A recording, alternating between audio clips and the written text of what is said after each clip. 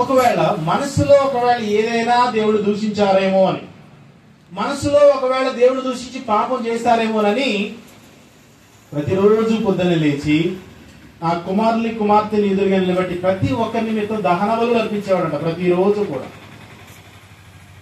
10 మంది పిల్లలు 10 దహన బలులు, రైట్? ప్రతిరోజు కూడా. ఎందుకనంటే ఒకవేళ దేవునికి వ్యతిరేకంగా వాళ్ళు ఏదైనా మనస్సులో బయట కాదు, మనస్సులో పాపం చేశారంటే బయటకు ఎలా ఉన్నారు అని అంటే నిజంగా యథార్థంగానే ఉన్నారు, తండ్రిని అనుసరించి నడుచుకునే ఉన్నారేమో, కానీ ఒకవేళ మనసులో ఏదైనా దేవుడు దూషించి పాపం చేశారేమో అని, రైట్, ప్రతిరోజు దహన బలులు అర్పిస్తూ ఉండేవాడు.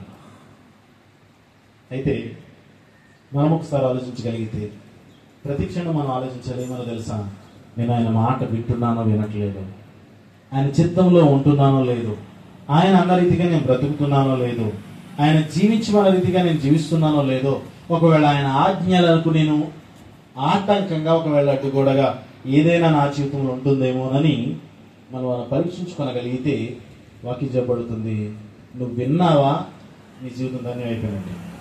నేను స్తోత్రం.